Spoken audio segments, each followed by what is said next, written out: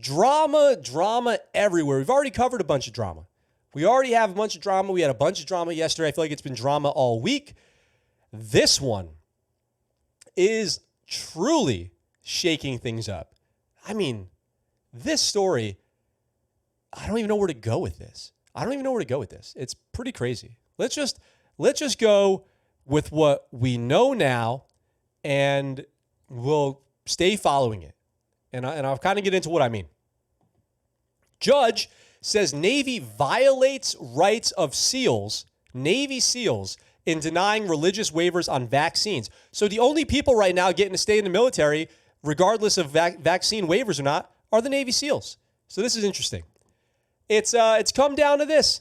A U.S. district court judge in Texas issued a temporary injunction Monday in one of the ongoing federal lawsuits brought by service members challenging the Pentagon's coronavirus vaccine mandate, preventing the service from disciplining 35 sailors for refusing a vaccine. So 35 Navy SEALs, I think a lot from the West Coast, I think we'll talk about it, abstained from the vaccine for religious reasons. Okay, fair enough. I'm not one to tell anybody about their religion or what they have a right to believe in or don't believe in. I totally never go there, okay? That's not my business at all. I would never do that. If somebody says they're, X, Y, or Z, cool, got it. That's as much as I need to know. But everyone else in the Navy has had their vaccine religious exemption denied, and people have started to get kicked out. We're going to talk about that here in a second, too. The case, brought by a religious liberty-focused law firm, the First Liberty Institute, includes 35 Naval Special Warfare sailors, several of whom are based in Southern California. The San Diego is home to Naval Special Warfare Command, including several Navy SEAL teams and BUDS, and you guys probably know all that. Mike Berry, general counsel for the First Liberty Institute, lauded the injunction in an emailed statement Monday. Forcing a service member to choose between their faith and serving their country is abhorrent to the Constitution and America's values. Punishing SEALs for simply asking for a religious accommodation is purely vindictive and punitive. We're pleased that the court has acted to protect our brave warriors before more damage is done to our national security. SEALs are in the news all the time now. Got to be the most talked about Special Forces group in the military, most talked about member of SOCOM, all this stuff. Everyone knows about the SEALs now. But could you imagine, you're at your holiday gathering and your uncle comes in and they're like, oh, the SEALs, the SEALs are trying to get that out of that vaccine. Hey, you know why they're called SEALs, right? Yes, Uncle Timmy, everyone knows why they're called SEALs. He's like, it's sea, air, and land, because they can attack from the sea, the air, or the land. Like, oh my God, thank you. We've seen the movies. And then now you can be a little bit different and you can say, hey, you know why they're called SEALs, right? Because they'll get you from sea, air, and lawyers. So they went and lawyered up big time with First Liberty Institute. And before we cover this article anymore, let me go over to First Liberty Institute's website. I literally can't even with First Liberty Institute's website here. Look no further than the front page to see what they're all about, including they got the guy on the front page here wearing mismatching uniform. You got what looks like Type 2 and Type 3 uniform mixed up together, and that's always good. They couldn't find the matching. They couldn't find a matching kit here, and yeah, I don't know. I don't want to put them down. They probably help a lot of people, but you can pretty much figure out what they're all about here, okay? First in the fight together, vaccine mandate health, fire from my beliefs, Biden administration mandate a threat to America's workers. This is from the firstliberty.org website. So you can see kind of where they stand. They are all about protecting people's interests against government overreach in regards to their constitutional, particularly religious liberties. Maybe that's a nice way to put it, okay? We'll leave it at that. So you can see what's going on here. You can see the front page. If you can't, just, use your imagination of the worst stock photo of a special operator that you can find on the internet. That's what we're looking at. So let's go back over here. The order prevents the Navy from applying its vaccine mandate and administrative discharge policy on the 35 sailors involved in the lawsuit. All active duty service members are required to be fully vaccinated against COVID-19. Those who refuse the vaccine face punishment, including discharge from the military. Over 200 Marines have already been kicked out, which the article goes on to say, other people as well. A Navy spokesperson citing ongoing litigation declined to comment on a ruling. It is unclear whether it will have any effect on other sailors facing separation, which I can't see how it doesn't.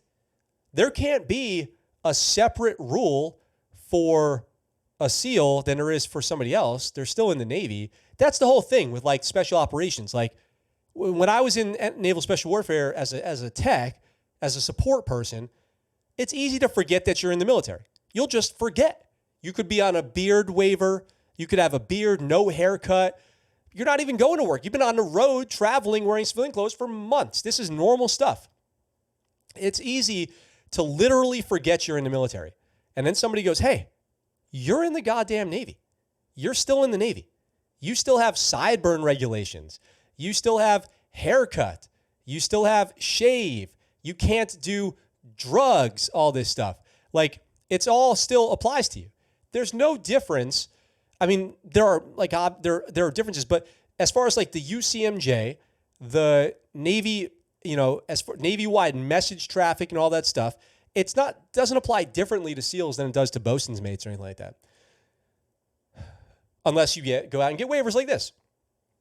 So both the Navy and Marine Corps received thousands of religious, medical, and administrative waiver requests for the coronavirus vaccine. While the service approved both medical and administrative waivers, neither approved any of the religious requests. Judge Reed O'Connor said in his order that the Navy's blanket denial of all religious waiver requests amounted to a violation of their rights under the First Amendment and the Religious Freedom Restoration Act.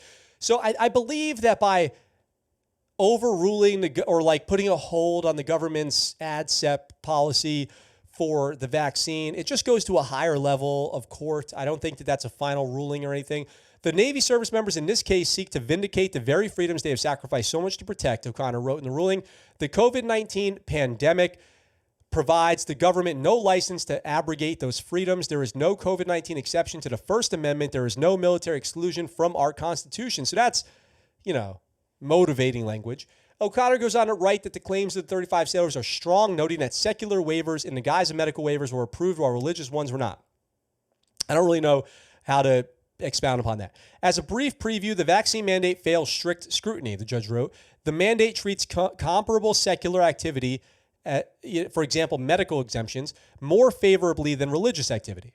I don't know how that shakes out lawfully or constitutionally, not my business to say.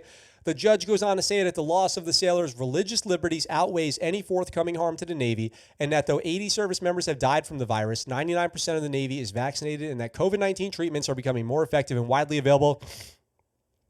Saying that it's more important to respect the religious preferences of these sailors than not doing so would do harm to the Navy. In other words, I probably said that terribly. The risk that they pose being unvaccinated to the Navy is low compared to the damage done to the Navy by kicking out 35 SEALs. Probably true. That sounds true. That checks out first glance. I think that probably makes sense. O'Connor, who was appointed in 2007 by then-President George Bush, made news as the state government of Texas challenged Obama administration policies in court. So he's got a background of challenging government, particularly maybe Democrat government. I'll just go back here. This is a very patriotic website, which tends to, favor conservative mindset. So I can go to the About section here. I don't know what they, defending America's first freedom. So when you say America First, that has association with political stuff. And, you guys can probably figure it out. I don't need to tell you what to think about this. You can figure it out. So the SEALs are hanging in there, not getting kicked out yet for COVID vaccine. What's up, guys? Thanks for watching that clip from our live show. We're live right here on YouTube, Sunday through Thursday, 1800 Pacific Standard Time. If you want, come on by, join the chat. I'd love to hear from you. If you like that video and you want to see more, consider checking out this video right here or subscribing to the channel with this button right here. I look forward to talking to you really soon. I'm out for now.